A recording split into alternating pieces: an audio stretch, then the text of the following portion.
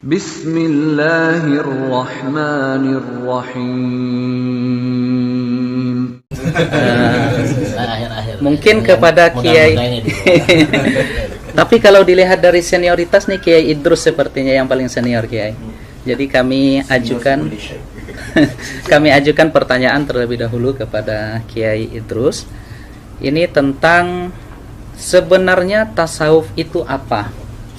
Apa bedanya tasawuf dengan akhlak, tazkiyatun nufus, ihsan, daqaik, raqaik, haqaik, dan lain sebagainya, Kiai?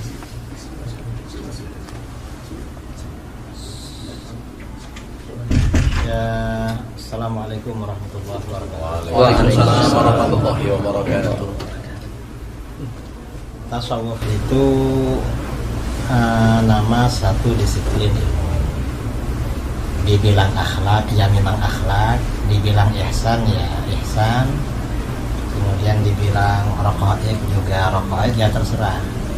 Cuma yang populer memang tasawuf, dan orang-orangnya disebut sufi. Karenanya tidak ada orang disebut akhlaki, nggak ada. Yang ada ya memang sufi. Dan akhlak itu diantaranya ya bagian daripada ajaran tasawuf. Saya kira begitu. Baik, berarti bahasa atau narasi akhlak, tazkiyatun nafs, ihsan, tasawuf itu sama, Kiai, ya? Sama. Substansinya sama. Ya, substansinya memang sama. Karena para ulama kita ketika mendefinisikan tasawuf ya ilmu untuk mengetahui ahwal tazkiyatun nafs. Baik. Kemudian ketika membicarakan tasawuf, dasarnya hadis tentang ihsan. Kemudian yang dibahas di dalam ilmu tasawuf juga akhlak-akhlak. Jadi itu artinya ya intinya sama antara tasawuf, akhlak, ihsan. Cuma kalau tasawuf ini lebih khusus daripada akhlak. Karena kalau akhlak, kalau istilah akhlak, semua firqah, semua tawaif di dalam Islam menerima. Hatta orang-orang yang anti tasawuf itu menerima pada akhlak. Tetapi kalau tasawuf ini hanya kelompok tertentu yang menerima, artinya jumhur. Orang-orang yang anti tasawuf itu tidak menerima pada tasawuf. Kalau pada akhlak mereka menerima. Baik. Jadi tasawuf ini khususiyah bagi kita. Khususiyah ahlu sunnah. Ya, khususiyah ahlu sunnah wal jamaah. Jadi nggak ada tasawuf di Syiah, ya? Ya, tidak ada. Tidak ada tasawuf di Syiah. Walaupun mungkin mereka menghubung-hubungkan atau mengaku-ngaku ada tasawuf, ya hanya menghubung-hubungkan, mengaku-ngaku. Karena asas tasawuf itu tazkiyatun nafas. Termasuk tazkiyatun nafas itu kan menyucikan hati dari prasangka yang tidak baik. Syiah itu prasangkanya kan tidak baik pada sahabat, pada siapa. Jadi memang tidak ada tazkiyah. Baik, sahih. Terima kasih Pak Kiai Haji Idrus Ramli atas jawabannya yang begitu luar biasa. Kemudian kita ingin mengelaborasi sedikit, ya, menambah lagi. Ini kami tujukan kepada Al-Ustadz Profesor Ustadz Abdul Somad. Apakah bertasawuf itu mesti bertariqah, atau apa hubungan tarikat dengan tasawuf itu, Ustadz? Silahkan, tafadhol. Bismillahirrahmanirrahim. Assalamualaikum warahmatullahi wabarakatuh. Guru kita Al-Mukarram Kiai Haji Muhammad Idrus Ramli, Buya Dr. Ar-Razi Hashim. Terima kasih moderator kita Al-Mukarram Ustadz Dr. Zul Ikrami. Bersama kita juga ada Imam Besar Masjid An-Nur Pekanbaru Riau, Al-Mukarram Ustadz Dr. Zul Hendri Rais, dan para asatis yang tak dapat disebutkan satu persatu. Ada mutiara di dalam lautan. Mutiara itu berada di dalam kerang, terang benderang. Tidak mungkin bisa mengambil mutiara itu kalau tidak naik sampan. Sampannya itu adalah syariat. Lalu kemudian dia mesti berenang. Berenangnya itu adalah thariqat. Lalu kemudian laut, ada lautnya. Lautnya itu adalah hakikat. Lalu setelah dia naik sampan, berenang di laut. Kalau berenang di darat, itu buaya darat.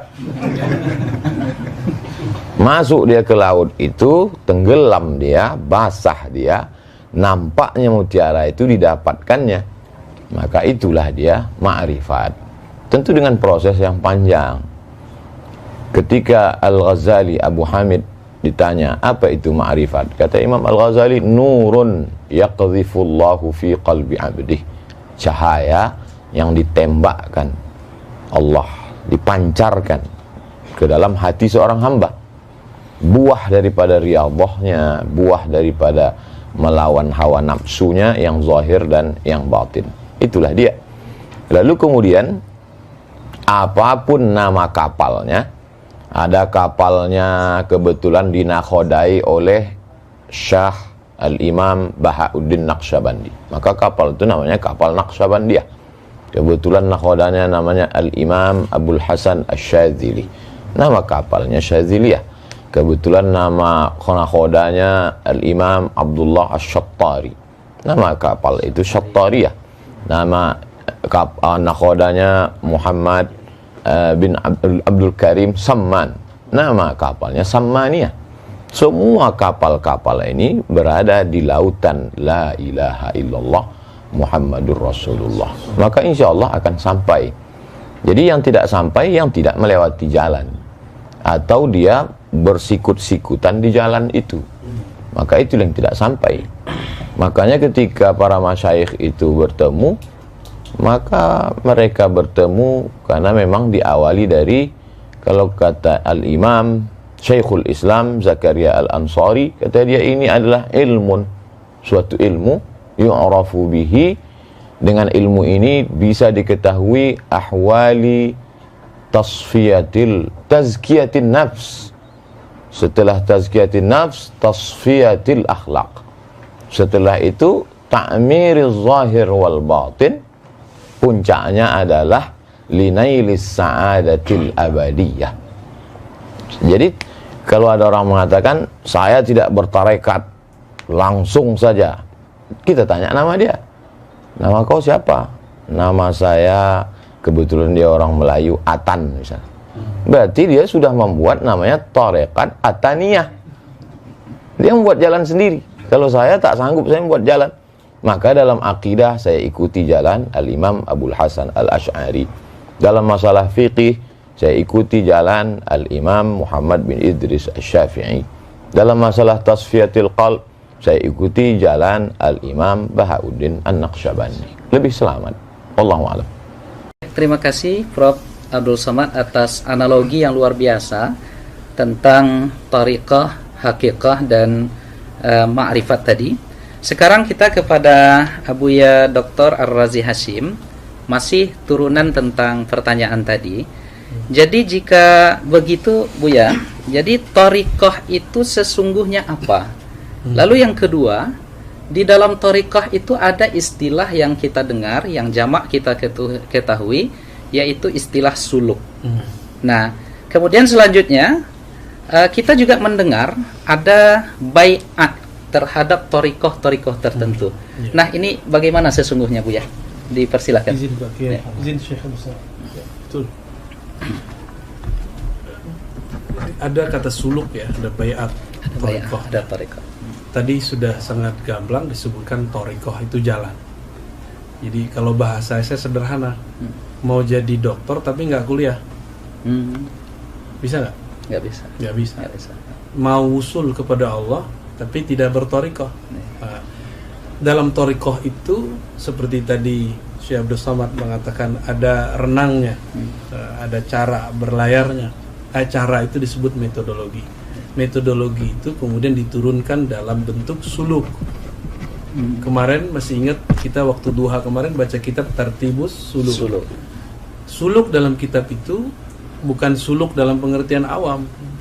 Pengertian awam suluk itu i'tikaf 10 hari, 40 hari. Nggak semua thariqah punya metodologi tazkiyatun nafs atau tasfiyatul ahwal atau ma'rifatullah. Metodologinya itu kemudian diturunkan dalam sebutan suluk. Maka suluk artinya menempuh jalan. Menempuh jalan. Man salaka tariqan. Tariqan. Jadi pasangannya pasti tariqan. Nah, di situ ada yaltamisu bihi ilman. Nah, ilmu ini macam-macam. Ada ilmu billah, ada ilmu bi ghairillah. Kita bagi dua aja. Nah, tariqah itu suluk ila tariqillah. Suluk jalan, menempuh jalan kepada Allah SWT. Supaya ada komitmen. Misalnya kita kuliah masuk dosen tertentu, ada kontrak belajar nggak? Ya. Kontrak belajar itulah bayat. Baik. Jadi kontrak belajar itu bayat. Ya. Di saat kita kuliah di satu tempat atau sekolah nyantri, kita pesantren, bisa nggak masuk pesantren 2 pesantren sekaligus? Tidak. Nggak sanggup ya? Nggak sanggup, nggak bisa. Nggak bisa, bener. Mungkin. Bagaimana ya? Makanya bayat itu kalau lagi salik cukup 1 bayat. Tapi kalau antum sudah mursyid boleh banyak bayat. Baik. Ya, jadi bayat itu secara harfiah artinya ngambil sumpah setia mau jadi murid seorang syekh. Bayat ini tidak akan bermanfaat kalau tidak ada mahabbah kepada syekh itu. Zikir yang 40 kali jadi ramah rasanya. Tapi kalau sudah mahabbah, maka zikir 70.000 pun terasa sebentar. Itu yang dimaksud oleh Sidi Abul Hasan Asy-Syadzili, syaikhuka man la yut'ibuka. Gurumu, ya, syaikhuka man la yut'ibuka. Gurumu yang jika mengajarmu, menyuruh kamu berwirid, tidak membuat kamu terbebani. Jadi kalau kita disuruh wirid 100 kali pagi sore pun dah terbebani, itu bukan mursyid kita, berarti enggak jodoh. Bukan berarti makom dia bukan sampai makom mursyid. Kitanya enggak mahabbah sama orang itu. Maka untuk suluk supaya tidak keluar-keluar, tidak balik-balik, perlu ada bay'ah. Namun dalam pemahaman saya sekarang, bay'at itu kan hakikatnya kepada Nabi, khulafa, ya, kemudian terakhir nanti Imam Mahdi. Maka sekarang itu bay'at thariqat itu intinya sebenarnya adalah at-talqin. Ngambil talqin, ngambil kurikulum zikir. Jadi bukan bay'at dalam pengertian bay'at sia-sia, ya, bukan bay'at pemerintahan. Maka boleh dibatalkan, boleh. Antum kalau mau ganti guru silakan. Boleh saya tuh Bu ya. Boleh nggak ganti sekolah? Pindah sekolah boleh? Pindah sekolah boleh ya. Boleh pindah kampus? Boleh. Sama, pindah guru itu sama kayak pindah kampus. Terakhir, kurikulumnya sama. Misalnya Syekh Abdul Somad Naqsyabandi. Syekh terus apa nih? Pak Kiai. Thariqat ta'addudiyah. Syadziliyah ya? Oke. Di thariqah ini khasah.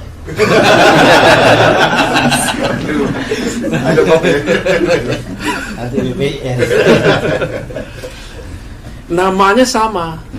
Sekolah itu sama-sama kurikulumnya kurikulum A, B. Yang beda siapa? Gurunya, bukan bangunannya. Maka at-thariqah itu yang aham itu bukan nama thariqatnya, bukan nama manhajnya, tapi man mursyiduhu. Siapa mursyidnya? Nah, itulah inti dari thariqah bayat. Ya. Ya, penjelasan yang luar biasa rekan-rekan sekalian yang dimuliakan oleh Allah. Kita tambah lagi dan semakin kesini semakin menarik. Ya, saya ingin ke Profesor Ustadz Abdul Somad lagi.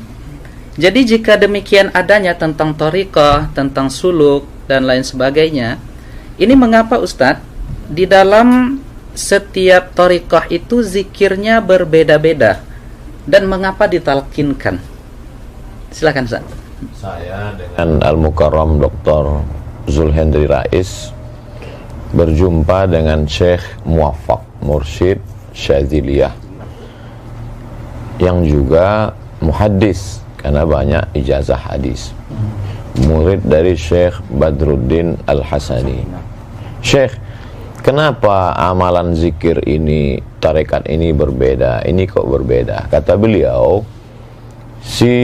seorang mursyid syekh mengambil dari sunnah, dari hadis. Makanya kalau dilihat aurat zikir-zikir mereka itu, kalau dicari nanti di dalam kutubus sunan tetap ketemu. Yang sebagiannya ilham, Tentu zikir kan ada ma'surat, ada ghairu ma'sur. Lalu kemudian mana yang menurut dia paling mudah untuk muridnya, atau setelah istikharah dia, atau ilham yang dia peroleh, itulah yang dia susun, dia ajarkan kepada murid-muridnya. Jadi dalam hal ini saya mengutip saja, menukil, karena saya tidak alim dalam bidang itu, lebih aslam, lebih selamat mengutip. Jadi wirid dalam tarikat ini begini, dalam tarikat ini begini. Ini dalam hal bacaan, dalam hal jumlah dan selainnya. Adapun tentang jalan zikir, dalam hal ini dari pertanyaan-pertanyaan saya ada beberapa perbedaan. Saya tanya kepada Syekh ini tentang jalan zikir. Yang saya maksud jalan zikir itu jalan dia di dalam badan ini waktu berzikir itu. Kata Syekh ini, zikirnya dari Nabi, jalannya itu dari Syekh, dia dapat ilham. Kata Syekh yang satu. Kata Syekh yang satu, enggak, zikirnya dengan jalannya sekalian dari Nabi Sallallahu Alaihi Wasallam. Saya tidak. Yang penting kita biasanya dengan mursyid ini kal mayyit baina man yaghsiluhu, seperti mayat yang dimandikan. Maka tidak terlalu penting tentang itu, karena dia beramal tujuannya adalah dengan ridha itu dia sampai kepada ridha Allah. Jangan beramal untuk meminta sesuatu, tapi beramallah untuk mencari ridha Allah. Karena kalau kau beramal mencari ridha Allah, Allah akan berikan kepada engkau segala sesuatu. Nah, itu yang membuat mereka tidak terlalu mempermasalahkan itu. Saya pun mungkin ketika menanyakan itu mungkin sudah su'ul adab dengan Syekh. Ini apakah zikirnya dengan jalannya, atau zikirnya dari Nabi, jalannya dari Syekh? Apa tadi pertanyaan kedua? Saking banyaknya pertanyaan. Kemudian kenapa ditalkinkan? Kenapa mesti ditalkinkan? Kalau ada orang mempermasalahkan, Abdul Somad sudah talqin tarekat, maka dia sudah bid'ah. Kalau begitu, Anda juga melakukan bid'ah, karena baca Quran itu dengan talqin. Laqana yulaqqinu, mulaqqin si syekh, kita mulaqqan. Laqinu mautakum, talqinkanlah orang yang mau mati la ilaha illallah. Guru mentalqinkan la ilaha illallah, kata mulut dia. Jalannya begini, kata dia. Maka talqin itu metode pendidikan dalam Islam. Bagaimana kita tahu membaca alif lam mim? Itu kan dari talqin. Kalau dari PDF, alama, alam nasrah dengan alif lam mim sama tulisannya. Syekh Muhammad Mutawalli Sya'rawi pertama tahfiz Quran kan gitu, di komplainnya gurunya. Tunjukkannya. Ini alif lam mim. Kenapa di sini bacanya alam? Kenapa di sini alif lam mim? Itu tahu lewat talqin. Belajar hadis pun melalui talqin. Jadi kalau ada orang mempermasalahkan talqin dalam zikir, maka bermasalahlah semua ilmu kita ini. Jadi talaqi, musyafahah itu adalah nama lain dari talqin. Hadis, akidah, kita ini rata-rata kita bertalqin ke guru kita. Maka siapa yang tak bertalqin, berarti dia dapat dari mana? Dari buku. Tahammul wal ada, level yang paling rendah adalah wijadah. Wijadah ketemu. Ketemu di mana? Ketemu di buku, walaupun itu diakui. Tapi dia tetap mesti bersambung. Dalam hal zikir, dia tidak sekedar ilmu, tapi di sana ada mauhibah, di sana ada barokah, di sana ada faid, limpahan, limpahan-limpahan dari tuan-tuan guru. Itulah yang kita harapkan. Maka dengan duduk ini mudah-mudahan kita semua mendapatkan limpahan faidul barakah dari Kiai Idrus Ramli, dari Buya Ar-Razi Hashim. Tapi yang paling banyak mengharapkan ini pasti barokah dari Kiai Idrus Ramli. Termasuk Buya Ar-Razi pun ingin mendapat. Wallahu a'lam. Terima kasih Prof. Abdul Somad ya, yang sudah menjelaskan dengan begitu gamblang ya tentang sebegitu indahnya. Jadi apa yang disampaikan oleh Ustaz Abdul Somad dengan Buya Ar-Razi Hashim dengan Kiai Idrus Ramli tadi, sesungguhnya apa yang kita tanyakan dengan seluruh jawaban mereka tadi menampakkan keindahan pilar ketiga di dalam ajaran agama kita itu, yaitu tentang ihsan. Nah, kalau begitu Kiai, saya ingin ke Kiai Idrus Romli lagi. Mengapa ada stigma miring terhadap tasawuf, atau banyak yang menyesatkan tasawuf ini Kiai, dan bahkan dengan tegas mereka katakan sufi itu zindik, kemudian sufi ini adalah orang-orang yang tidak terikat dengan Al-Quran dan Sunnah, dan mereka adalah ahlul bid'ah. Ini mengapa ada stigma dan kesan seperti itu Kiai? Silahkan Kiai. Ya, terima kasih ya. Stigma sebagian orang bahwa tasawuf itu sesat, itu kebanyakan karena mereka tidak tahu. Jadi kata Imam Ghazali dalam kitab Yahya, sering beliau sampaikan, an-nasu a'da'u ma jahilu. Manusia biasanya memusuhi apa yang mereka tidak tahu. Coba mereka tahu, tidak akan begitu. Seperti misalnya juga seperti sebagian orang-orang ya, orang-orang yang tidak suka tasawuf bilang bahwa ajaran-ajaran tasawuf itu bertentangan dengan Al-Quran dan Sunnah. Padahal orang sufi itu paling rajin baca Quran. Paling rajin baca. Syaratnya sufi harus rajin baca Quran, rajin zikir, rajin sholat. Itu kan dari Al-Quran Sunnah semua. Kemudian juga masalah bertentangan dengan Sunnah. Dan ilmu tasawuf seperti disampaikan oleh Imam Junaid Al-Baghdadi. Ahlus Sunnah ini imam mazhabnya dalam tasawuf Junaid bin Muhammad Al-Baghdadi. Imam Junaid Al-Baghdadi mengatakan ilmuna hadza muqayyadun bil kitab was sunnah. Ilmu kita ini diukur, dipagari, dibatasi, diatur dengan Al-Quran dan Sunnah. Bahkan ya kata beli artinya apa? Seorang ulama sufi, seorang mursyid itu harus ahli tafsir, harus ahli hadis. Kalau tidak ahli tafsir, tidak ahli hadis, maka gak bisa menjadi teladan dalam ilmu tasawuf. Itu kata Imam Al-Junaid Al-Baghdadi. Dan para ulama sufi ini dasar-dasarnya kembali pada Al-Quran, pada Alkitab dan Sunnah, lebih dari itu. Karenanya kalau kita membaca biografi para ulama sufi atau biografi para ulama ahli hadis lah, ada kitab biografi ahli hadis seperti kitab Tazkiratul Huffaz karangan Imam Az-Zahabi. Biasanya kalau pakar-pakar hadis, dokter hadis seperti Tuan Guru Ustaz Agus Somad, Tuan Guru UZR ya, ini tahu kalau kitab-kitab itu. Tahu ini dokternya hadis Pak, bukan ya? Hadas.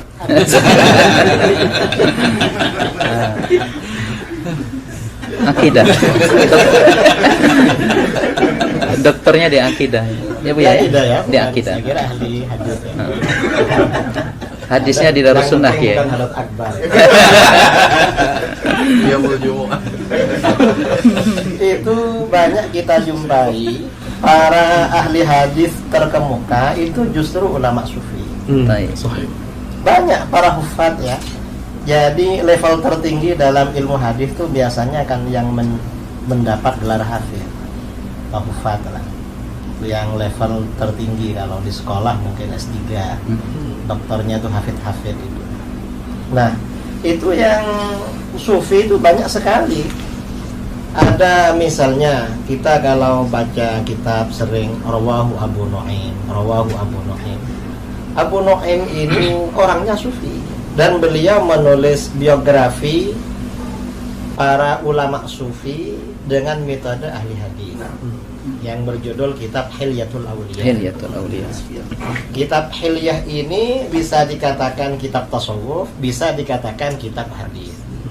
Bagi muhaddis cocok karena memang standarnya mulai dari sanad-sanad, kemudian dari manhaj yang disampaikan itu ahli hadis. Dikatakan kitab tasawuf cocok juga karena dari awal memang pembelaan terhadap ajaran tasawuf. Jadi kitab Hilyatul Auliya. Atau misalnya siapa lagi ya yang ahli hadis seperti Ibnul A'rabi, itu juga ahli hadis tapi sufi ahli hadis. Dan masih banyak yang muhaddis yang sufi, yang perawi kitab Sahih Muslim. Sahih Muslim ini sanadnya sampai kepada kita itu melalui ruwat yang sufi. Gak ada yang selain sufi. Kalau ilmu tasawuf dibatalkan, habis semua riwayatan kita terhadap kutubus sittah ini habis semua putus. Karena ulama sufi memang yang mengemban itu. Kemudian lagi ya, ada yang mengatakan bahwa di kalangan tasawuf itu ada kelompok zindik.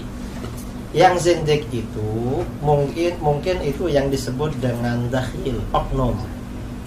Jadi dia sebenarnya bukan betul-betul sufi, tetapi tasawuf dijadikan kedok untuk menyebarkan kezindikannya. Nah, untuk oknum-oknum seperti ini bukan hanya di kalangan sufi, di kalangan ahli hadis ada juga. Makanya di kitab-kitab mustalah hadis ya, ada hadis-hadis palsu ahdatsat uzzanadiqah yang dibikin-bikin oleh orang-orang zindik. Dan ini nggak bisa. Kelompok zindik yang membuat hadis-hadis palsu lalu kita jadikan stempel untuk merusak semua ahli hadis misalnya. Loh, ahli hadisnya ternyata zindik, padahal ya cuma oknum. Oknum itu ya di mana-mana. Di mana-mana ada. Di kalangan ahli kalam yang zindik ya juga ada. Kalangan ahli hadis ya ada. Hatta di kalangan fuqaha yang punya pendapat syadz itu juga ada. Di mana-mana ada memang. Dan kita ya menilai sesuatu itu standarnya secara umum, secara ghalib, bukan pakai standar yang syadz, yang oknum-oknum itu. Saya kira itu ya. Kalau masalah thariqah, sebenarnya kita semua ini berthariqah. Saya kalau thariqah dalam istilah ini tasawuf, thariqahnya secara tabarruk Syadzili. Tapi kalau thariqatul hayah, thariqah kehidupan saya seperti dari guru-guru saya selalu menyampaikan thariqatuna at-ta'allum wa ta'lim. Thariqah saya ini belajar dan mengajar. Ada guru-guru mau ngajar kita dengar. Ada orang-orang mau belajar sama kita, ya kita ajari. Itu thariqah kita memang. Baik, terima kasih Kiai Idrus Ramli atas penjelasan yang begitu luar biasa. Saya akan ke Buya Ar-Razi Hashim. Jadi turunan dari ajaran thariqah itu Buya. Dan kita sering diserang di sini. Dan anehnya lagi saya lihat, yang saya perhatikan, mereka juga sesungguhnya ini persoalan robitah. Jadi ada yang menyerang kita dalam persoalan robitah, tetapi sesungguhnya mereka berrobitah. Allahumma innaka ta'lamu anna hazihil quluba qad istama'at. Dan itu mereka sebut juga sebagai, kawan-kawan kita sebagai doa robitah. Nah sekarang robitah itu apa Buya? Dan apakah betul robitah itu dalam tanda kutip mempertuhankan guru? Kadang kita di ribat-ribat di majelis kita itu ada foto-foto guru kita, dan kita dituduh oleh sebahagian sahabat-sahabat kita ini mempertuhankan, mengqadasahkan guru. Nah, jadi bagaimana ini Bu ya? Silakan Bu ya. Ya, para pembenci tasawuf itu kurang mengerti bab cinta. Rabithah itu adalah alaqatul hub baina syekh wal murid, baina al-murid wal syekh. Jadi hubungan cinta antara guru, murid dan guru. Seharusnya rabithah itu, jadi kita bagi, ada ar-rabithah al-kubra, ada ar-rabithah as-sughra. Yang paling pantas kita ikat cinta itu hanya kepada Allah. Allah hanya bisa lewat Rasulullah. Maka rabithah yang kubra itu cuma kepada baginda Rasulullah SAW. Namun karena kita tidak bertemu Rasulullah, maka Nabi mengatakan, tuba liman ra'ani, tuba liman ra'ani. Kalau enggak bertemu aku, kan tadi beruntung yang bertemu aku melihat aku. Ya sudah, tuba liman ra'a man ra'ani. Itu rabithah. Itu dalil rabithah yang pertama yang paling sahih. Dan disebutkan di riwayat Ahmad, Nabi mengulangnya sab'an, berarti 7 kali. Liman ra'a, man ra'a, man ra'a, man ra'a, berarti 7 generasi. Ya. Terus dalam hadis Imam Ibnu Majah ada yang semakna, Ahmad juga ada, Abu Nuaim dalam Hilyah tadi disebut oleh Pak Kiai Idrus. Nabi ditanya 2 lafaz, man awliyaullah, yang kedua man khairun nas. Apa jawaban Nabi? Man idza ru'u dzukirallah. Itulah dalil robitoh terkuat. Dan cara robitoh ada di situ. Siapa yang jika dia dipandang, divisualkan, diingat, maka mengingat mereka, memandang mereka, menghantarkan kita kepada Allah Subhanahu wa taala. Itulah robitoh yang hakiki. Ya. Dan itu mesti bersanad. Ya. Mesti ditalkinkan. Ya. Jadi itu dalil robitoh. Apa masih kurang? Iya. Artinya semua amalan-amalan yang ada atau praktek di dalam dunia tasawuf itu ada dalilnya dari Al-Quran dan Sunnah, Ibu ya. Nah, sekarang ru'u kan dipandang. Dipandang. Karena kita susah membayangkan guru, boleh nggak kita ambil foto guru taruh di rumah? Iya. Boleh nggak? Boleh. Kalau memandang foto beliau membuat kita ingat ilmu beliau tentang zikrullah, maka bagian dari robitoh. Dulu kalau orang-orang Pariaman di matamnya itu, di rumah makannya ada foto Angku Salih. Angku Salih itu dulu berkalam, kalau fotoku ada di rumah kalian, tapi kalian tidak sholat, tolong dicopot, tolong dibakar. Berarti robitohnya nggak nyambung gitu. Terputus, Bu, terputus. Nah, itu salah satu contoh robitoh. Nah, terima kasih, Bu ya. Saya ke Profesor Ustadz Abdul Somad. Jadi Ustadz, di dalam pengamalan tasawuf itu ada di antara teknik zikir itu yang mereka berdiri, Ustaz. Mereka berdiri, dan ini saya pernah menyaksikan beberapa kali, terutama di Sudan ada tariqah Samaniyah yang mereka berzikir la ilaha illallah itu berdiri dan berkeliling. Nah, jadi ini seperti apa sebenarnya, Ustaz? Karena ini kita yang mengamalkan ini juga diserang, dituduh, dan bahkan dibid'ahkan juga. Silakan, Ustaz. A'udzubillahi minasyaitonirrajim. Alladzina yadhkuruna Allaha qiyaman. Mengingat Allah berdiri. Wa qu'udan. Kemudian duduk. Wa 'ala junubihim. Kemudian berbaring. Karena memang posisi manusia, siapapun dia, dimanapun dia, tak keluar dari 3 itu. Berdiri, duduk, dan berbaring. Semuanya yadhkurullah. Mereka mengingat Allah Subhanahu wa ta'ala. Mulutnya menyebut, hatinya mengingat, dan akal serta seluruh tubuhnya mengagungkan yang disebut itu, Allah Subhanahu wa ta'ala. Jadi ada juga orang mulutnya menyebut, tapi perbuatannya seperti tidak mengagungkan Allah Subhanahu wa ta'ala. Adapun ketika dia bergoyang tubuhnya, maka ada, kalau kita menikmati sesuatu, ada ekspresi.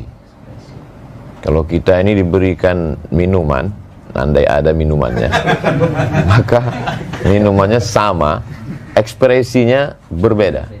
Misalnya Ustadz Zulhendri ekspresinya matanya misal Ustadz Abdul Somad misalnya Masya Allah. Kiai Idrus tentu dia punya khas karena Buya Ar-Razi.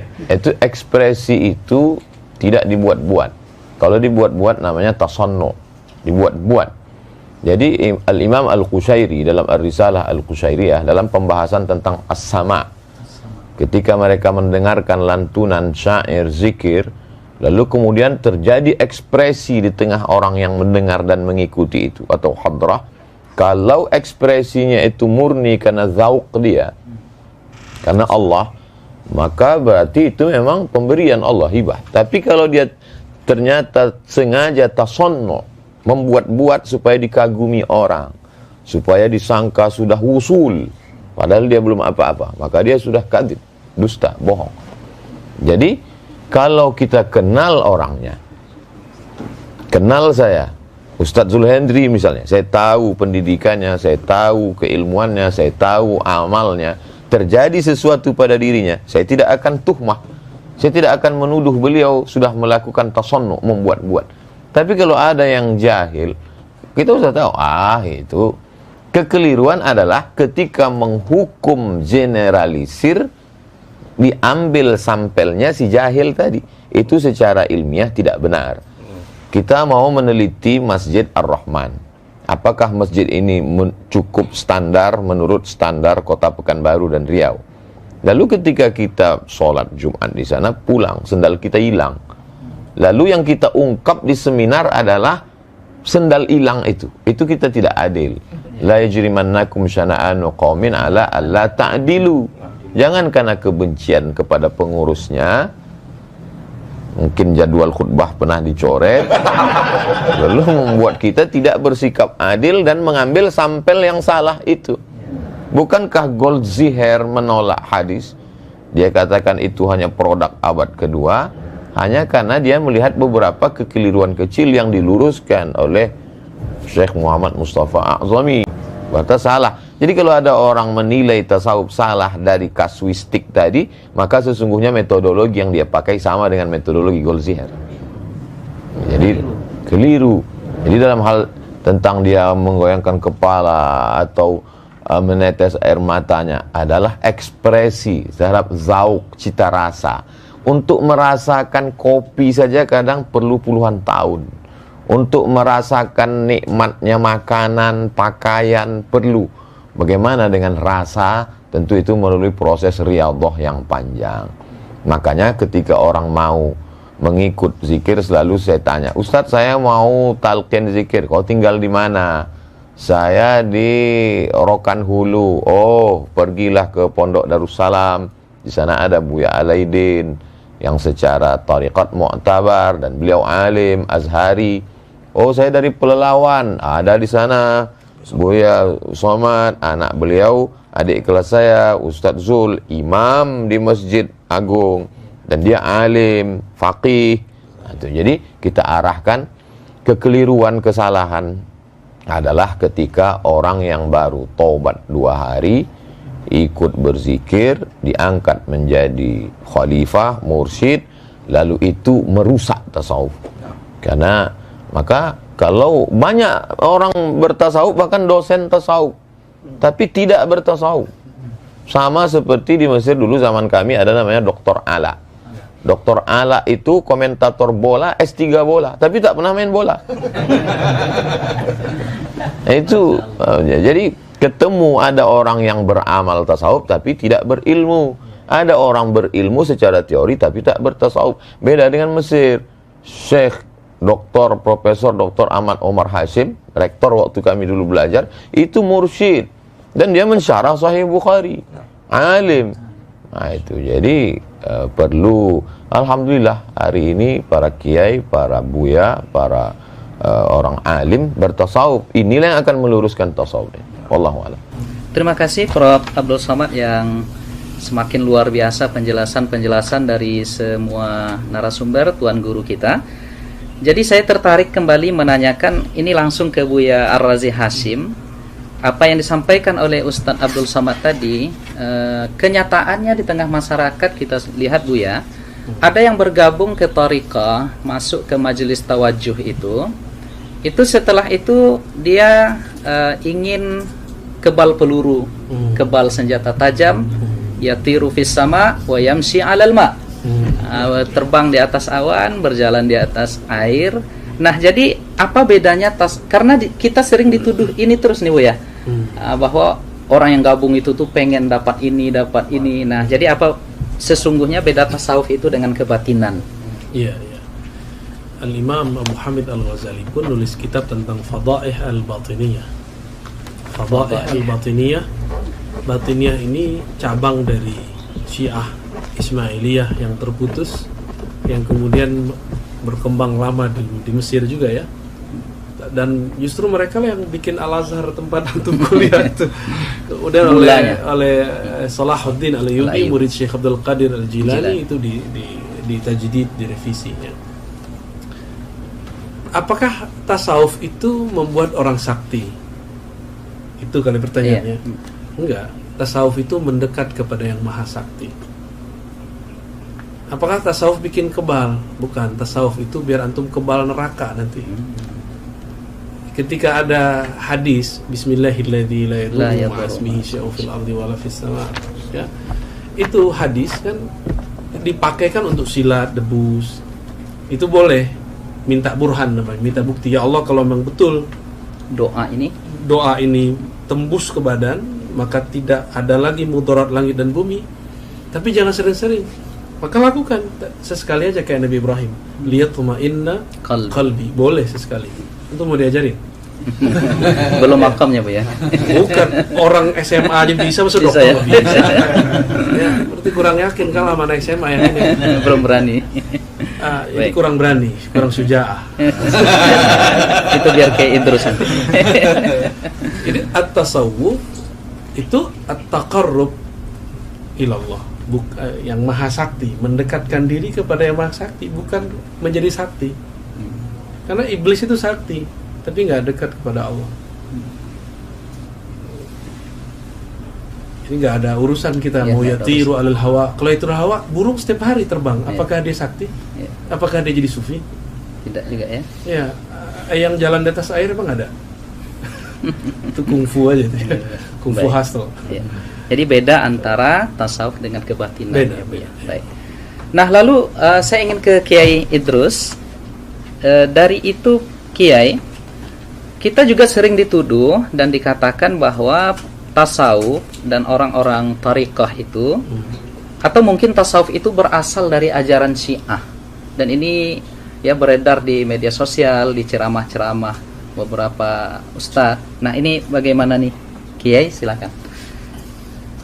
Memang ada kelompok-kelompok yang sering menabrak kita, seperti tasawuf katanya dari Syiah, lalu maulid juga awalnya dari Syiah.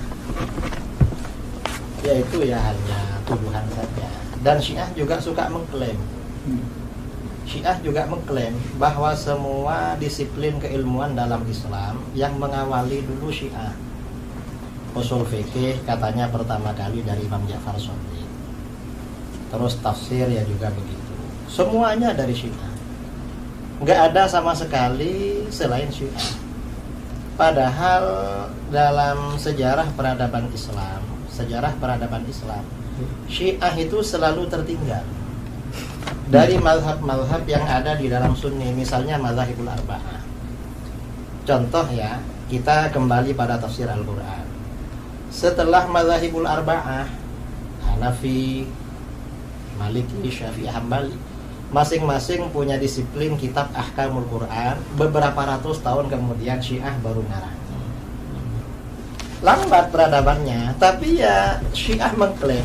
Dan ini kelompok yang nggak suka dengan kita, anti Syiah sebenarnya. Kadang percaya sama Syiah. Anti Syiah, tetapi berita dari Syiah mereka terima gitu. Mereka terima. Ya, karena mengapa? Ya karena mereka agak suka aja sama kita sebenarnya. Salah. Itu aja. Jadi dibilang dari Syiah. Ada lagi yang lebih parah dari itu. Tasawuf itu katanya dari Yahudi. Ada yang bilang tasawuf itu katanya dari Hindu, dari mana. Itu lebih parah lagi, tuduhan-tuduhan seperti itu. Padahal ya enggak. Coba kita baca di Muqaddimah Hilyatul Auliya. Hilyatul Auliya, Imam Abu Nu'aim menulis kitab Hilyatul Auliya itu kan untuk menjelaskan kalau tasawuf itu tidak identik dengan kebatinan. Tasawuf itu tidak identik dengan inhilal minas syariah, melepaskan diri dari ajaran syariat. Tidak. Tasawuf itu tidak identik dengan aliran-aliran di luar Ahlus Sunnah, tidak. Karenanya beliau menjelaskan di dalam kitab Hilyatul Auliya itu. Jadi kalau itu dibilang dari Syiah ya Tidak tepat. tidak tepat sama sekali. Dan semuanya memang Syiahnya mengakui, lalu yang ini percaya. Percaya aja. Padahal ya tasawuf ini ya dari Islam itu sendiri, dari Al-Quran, dari hadis.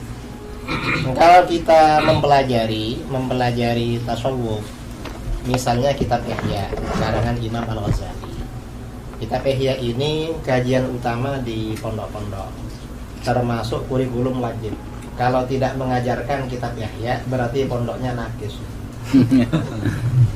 Karena itu syaratnya pondok itu harus ada kitab Yahya. Coba baca di kitab Yahya. Hampir semua abwab di kitab Yahya itu dalilnya qala Allah Ta'ala. Lalu setelah itu wa amal ahadits. Setelah itu wa amal athar. Enggak ada pernyataan misalnya qala Syiah. Enggak ada begitu. Atau qala al-Batiniyah. Qala al-Hunud, orang Hindu. Enggak ada begitu. Semuanya Al-Qur'an hadis. Kalau kita pelajari itu di kitab Yahya itu sangat lengkap, tidak perlu membuka syarah. Di Yahyanya lengkap sekali. Semua persoalan dalilnya Al-Quran, Sunnah, hadis, asar ulama salaf. Ada semua. Saya dari tadi disuruh jawab tuduhan-tuduhan terus.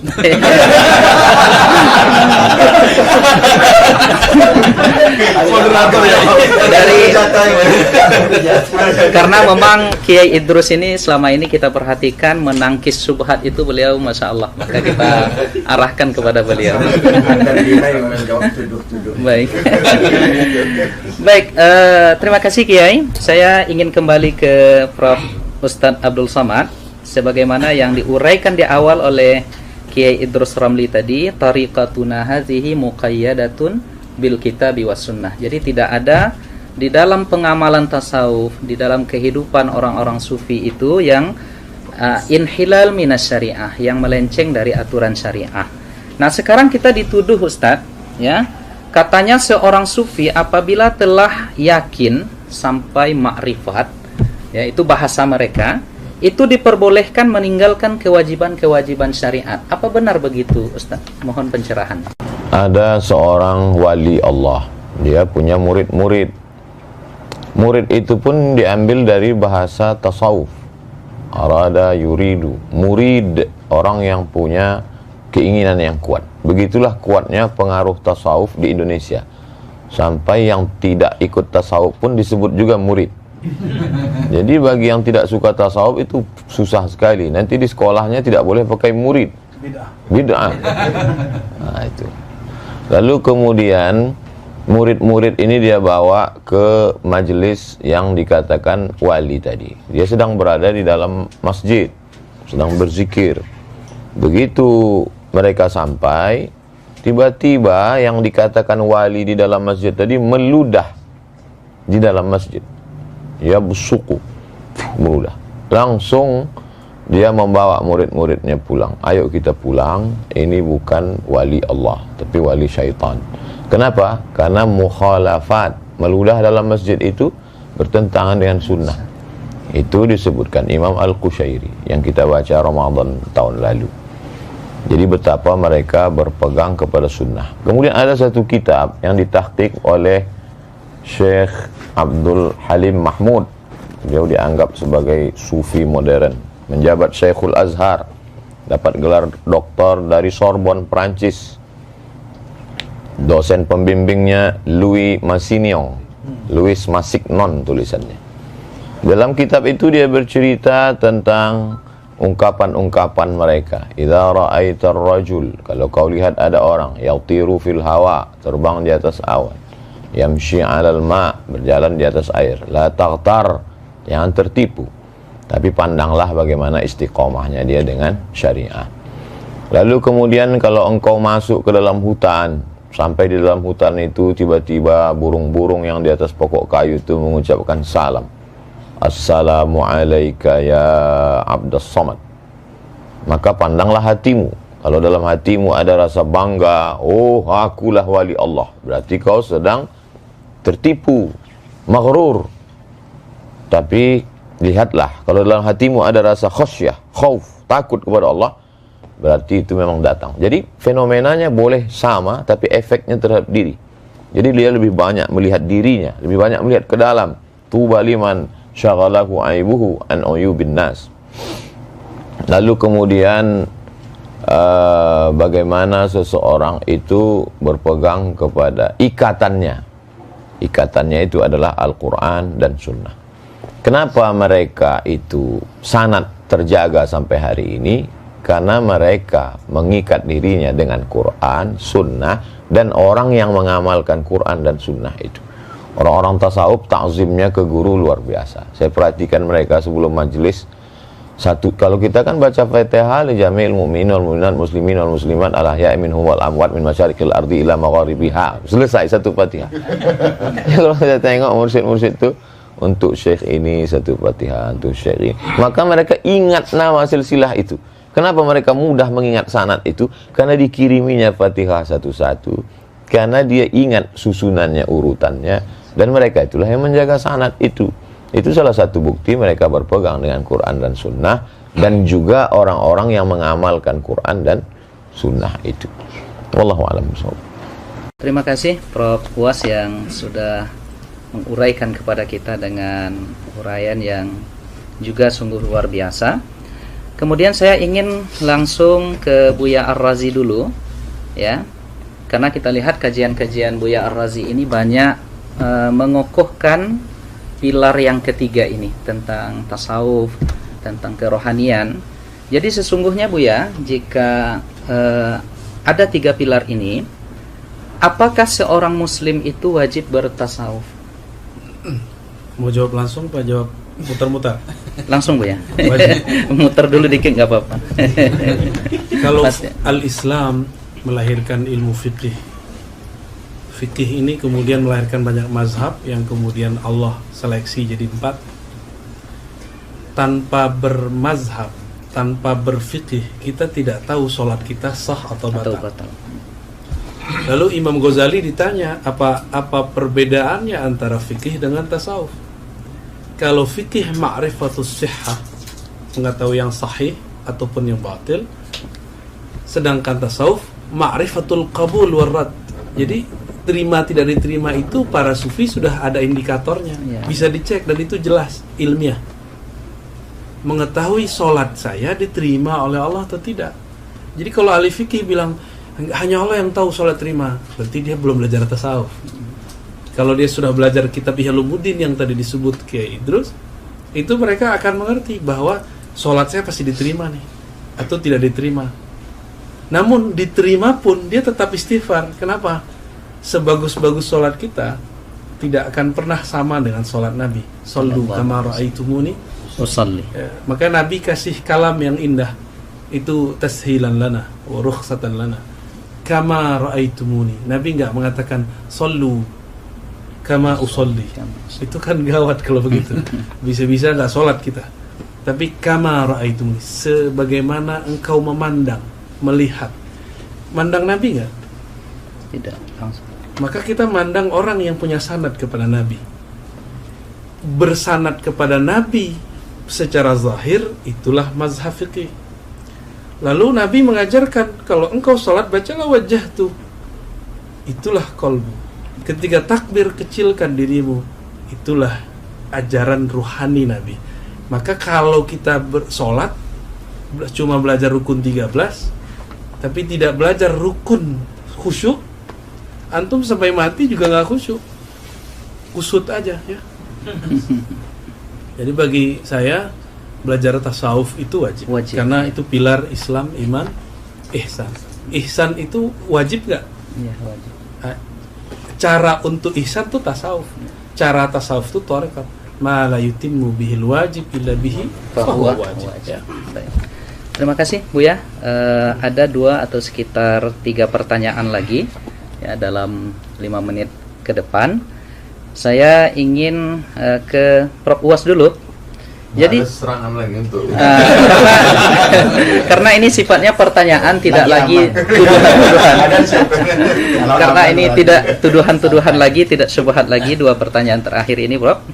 Jadi seperti apa sesungguhnya ya tasawuf itu dalam pengamalan salafus saleh?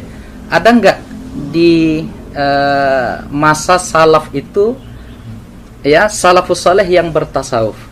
Karena katanya ini tidak sesuai dengan manhaj salaf dan lain sebagainya. Mohon penjelasan dari Uwas. Khairul qurun qarni, sebaik-baik abad adalah abadku. Tsummal ladzina yalunahum. Kemudian 1 abad sesudah itu. Tsummal ladzina yalunahum. Kemudian 1 abad sudah itu. 3 abad inilah yang disebut dengan salaf. Jadi kalau ada orang mengaku guru kami dari kalangan salaf, ada di masjid, kata dia. Jadi kita pun terkejut-kejut. Kok bisa guru kau tuh hidup sampai sekarang? Jadi tentang Imam Ahmad bin Hanbal. Imam Ahmad bin Hanbal itu salaf karena meninggalnya tahun 241.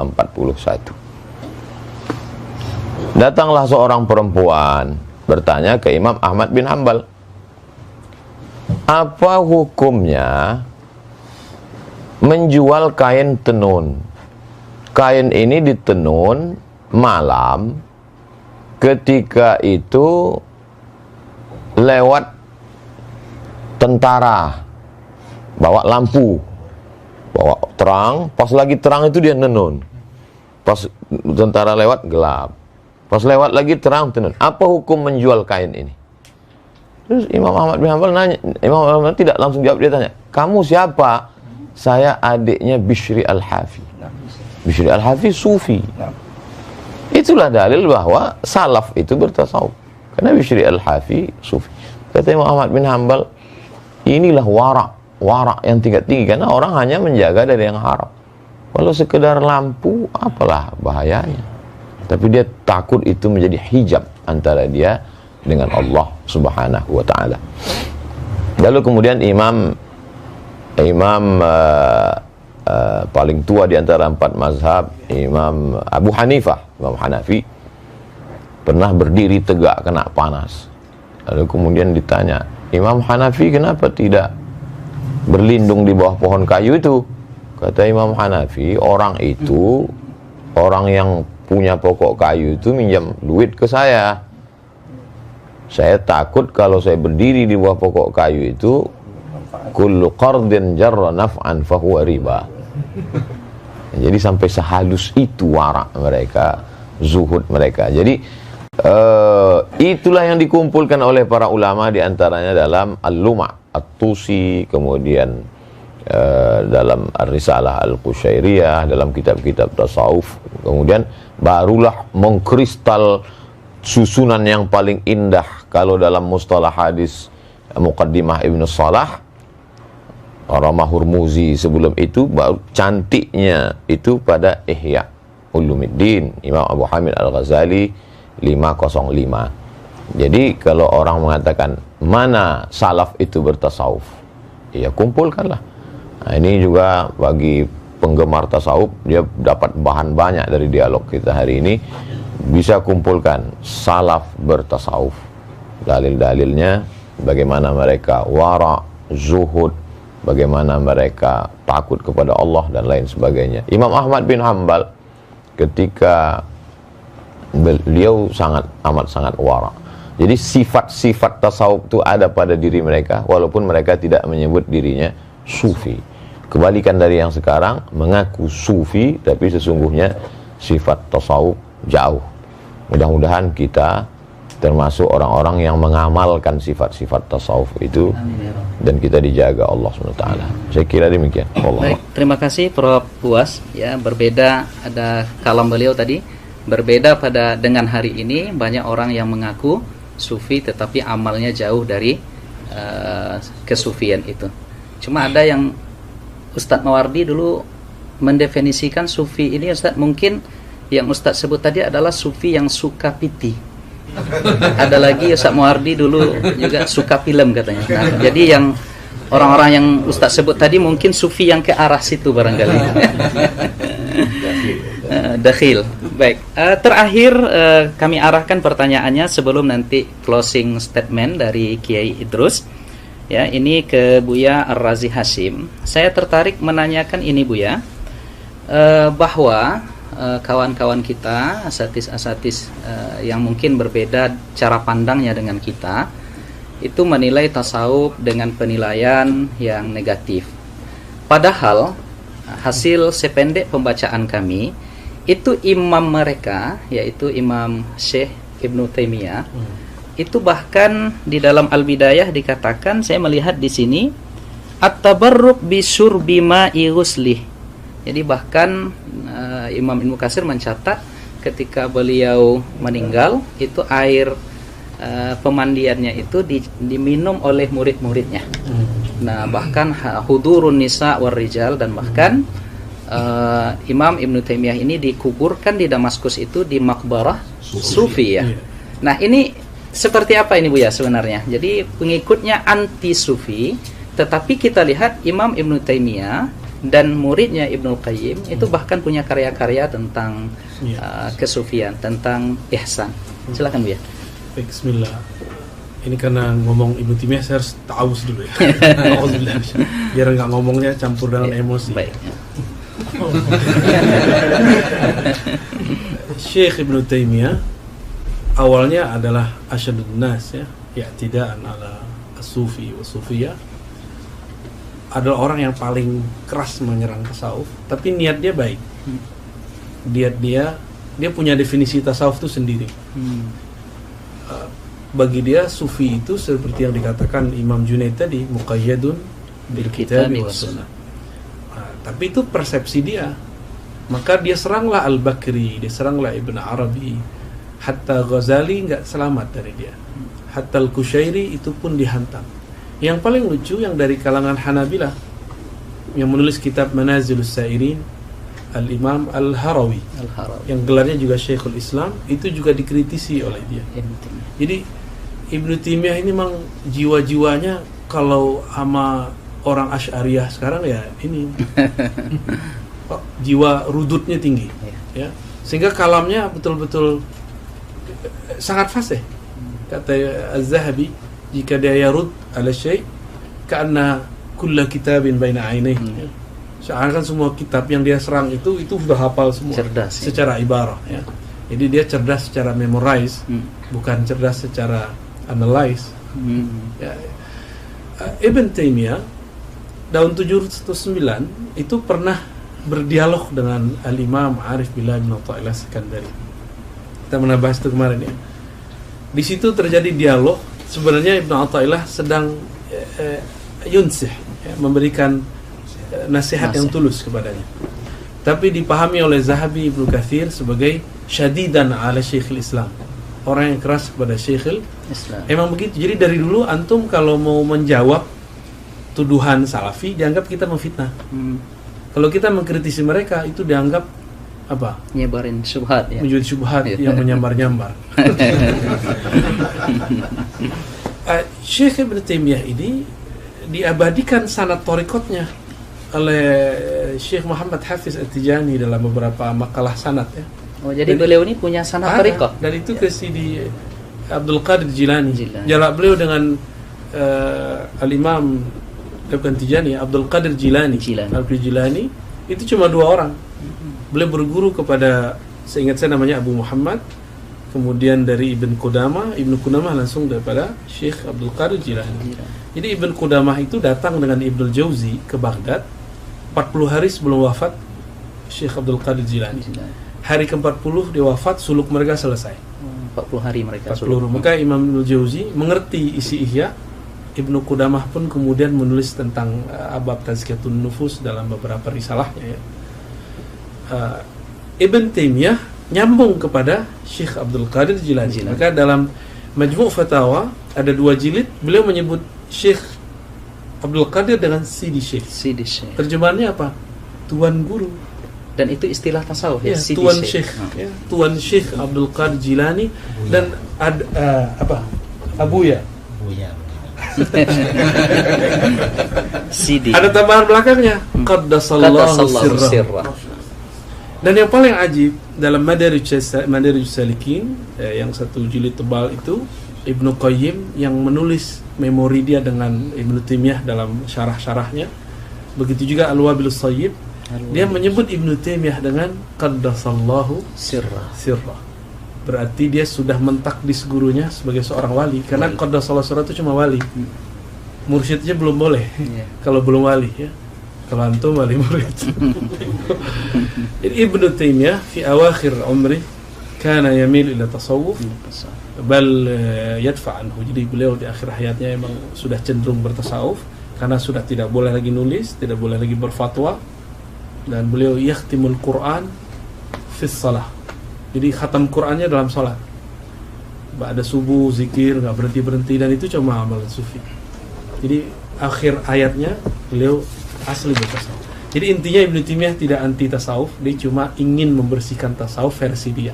Lalu mengapa murid-muridnya sampai hari ini pengikut metodologi beliau itu anti dan sangat keras itu Bu ya?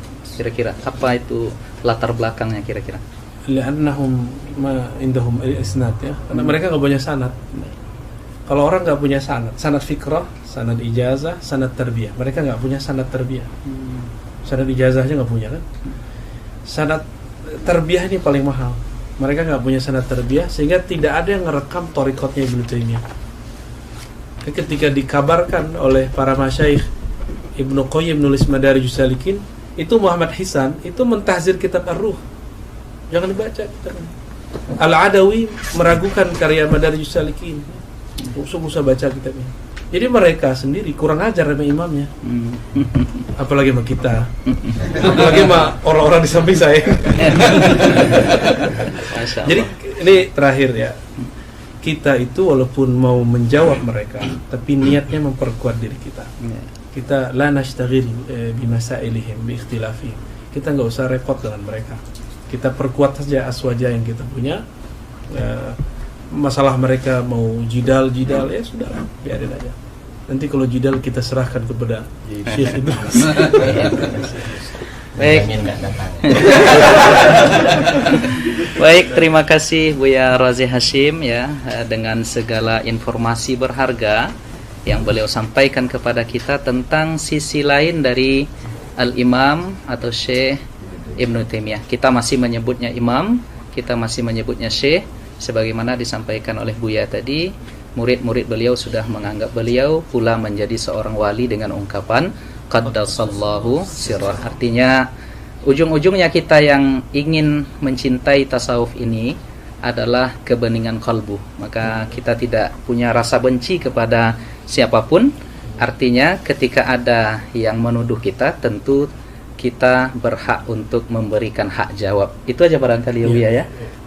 Prof. Was. Nah, terakhir kita minta closing statement dari Kiai Idrus Ramli, karena tadi pertanyaan-pertanyaannya memang yang sifatnya rudud harus diberikan kepada beliau. Dan sudah habis ya tentang rudud itu. Maka untuk closing statement kita berikan dalam waktu barangkali 3 menit kepada Kiai Idrus Ramli hafizahullah taala. Silakan Kiai. Hafizahullah, bukan hafizahullah. Hafizahullah taala. Sengaja tadi disebut itu mau memancing Kiai. Apa komentarnya? Silakan Kiai, tafadhol. Terima kasih ya. Jadi saudara-saudara kaum muslimin dimanapun Anda berada, dari tadi kita menikmati sajian tentang ilmu tasawuf yang disampaikan oleh ini dua tuan guru yang sangat viral sekarang ini. Setelah saya gitu.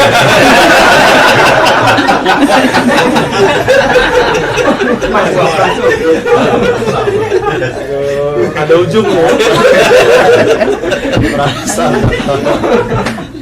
Tuan Guru luas, kemudian juga di samping saya Buya Dr. Ar-Razi Hashim, dan beliau semuanya doktor.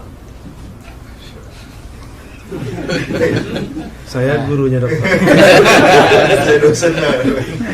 Saya ini kawannya. Dokter pilih ijazah. Maju saja. Bahwa ajaran tasawuf itu adalah ajaran Islam yang murni dan sumbernya dari Al-Quran, hadis, serta pengamalan generasi salaf sejak para sahabat dan generasi berikutnya. Itu ajaran tasawuf. Dan tasawuf ini merupakan satu di antara 3 pilar dalam Islam yang tidak dapat terpisahkan. Kalau di dalam hadis yang terkenal dengan hadis Jibril, ada iman, ada Islam, ada ihsan. iman ini, kemudian di dalam agama kita ini diterangkan oleh para ulama dalam ilmu akidah, ilmu tauhid, kemudian Islam, kemudian menjelma menjadi ilmu fikih, dan ihsan menjelma menjadi ilmu tasawuf atau ilmu akhlak. Kalau tasawuf ini tidak ada, berarti terdapat kekurangan dalam diri seorang muslim, karena salah satu pilarnya tidak lengkap. Ini masalah tasawuf. Dan tasawuf ini bukan teori, tetapi lebih pada pengamalan.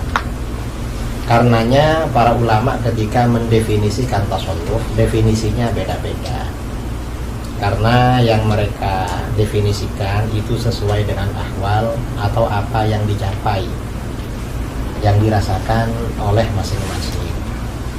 Karena memang tasawuf itu lebih pada pengamalan daripada teori.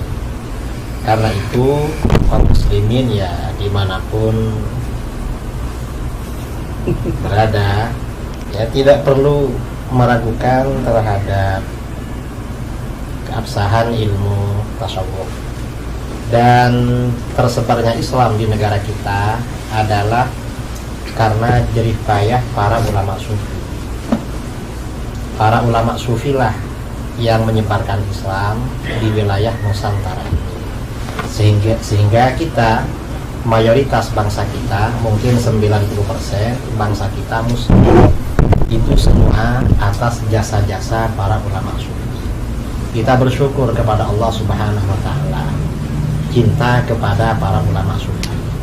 Kalau Al-Fakir sendiri, Al-Fakir ya bukan sufi, bukan sufi dalam arti yang diterangkan dalam ilmu tasawuf. Kalau seperti kita ini mungkin muhibbin, kita ini menjadi penggemar, ya, menjadi penggemar, pecinta kaum sufi, itu sudah bagus sekali.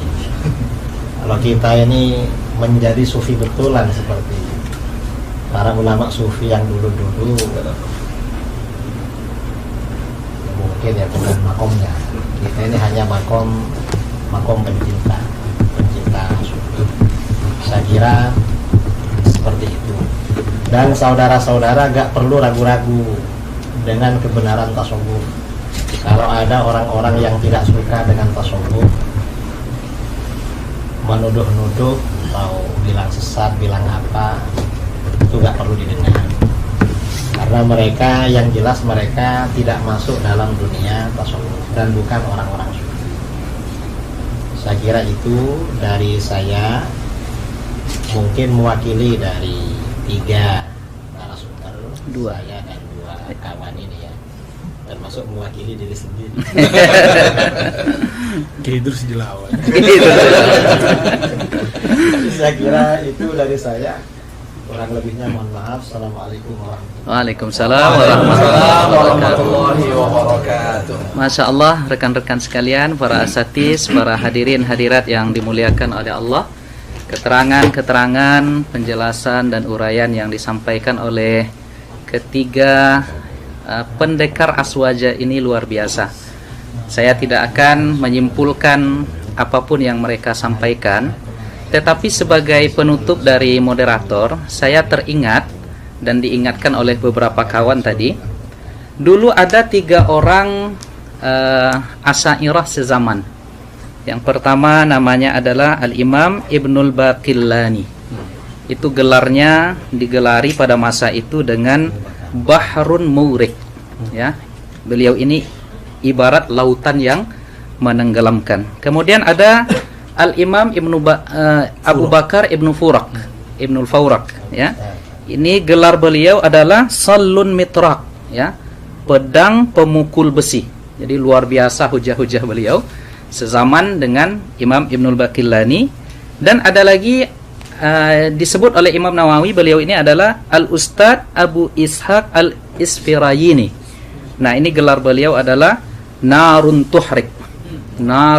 Tuhrik, ya, api pembakar. Nah, sekarang agaknya kita boleh memberikan gelar kepada ketiga asatiz kita di sini, ya, rekan-rekan yang setuju, ya.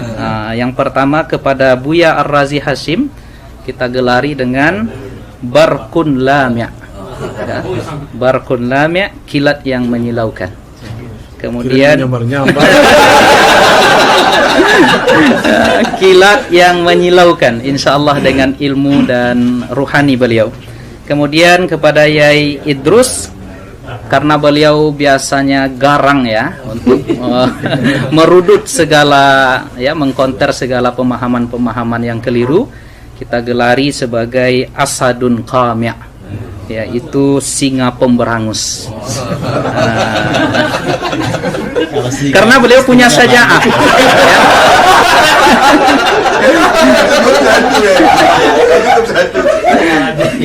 Karena beliau punya saja'ah, ya, terus punya saja'ah yang mungkin belum diamalkan oleh Prof Uwas dan Buya. Maka cocok kita sebut sebagai Asadun Qami'. Kemudian terakhir kepada Uwas kita berikan gelar Saifun Qati', pedang tajam. Luar biasa, ya, anekdot para alim ulama kita ini yang, ya, sesungguhnya bercanda tetapi ada hikmah-hikmah yang luar biasa dari jawaban-jawaban mereka. Kita bermohon kepada Allah Subhanahu wa taala, semoga Allah kumpulkan kita dengan Sayyiduna Muhammad sallallahu alaihi wasallam di surganya dan diberikan nikmatnya pandangan kepada Allah Subhanahu wa taala kelak di surga, kita mendapatkan ridha darinya. Dan tentunya kita yang berkumpul di sini dan siapapun yang melihat video ini mudah-mudahan diberikan kasih sayang oleh Allah Subhanahu wa taala, dan kita ungkapkan, ya, kepada mereka dan kepada yang hadir semuanya bahwa kita mencintai mereka karena Allah Subhanahu wa taala. Demikian acara kita, diskusi kita pada pagi ini yang mengumpulkan 3 pendekar aswaja, yang mudah-mudahan ini memberikan pemahaman yang baik kepada seluruh yang mendengarkan. Dan banyak maaf dari kami yang membawa acara ini. Kita tutup dengan doa kafaratul majlis. Subhanallahumma wa bihamdika asyhadu an la ilaha illa anta astaghfiruka wa atubu ilaik. Wa barakallahu fikum. Semoga Allah jaga kita semuanya. Wassalamualaikum warahmatullahi taala wabarakatuh.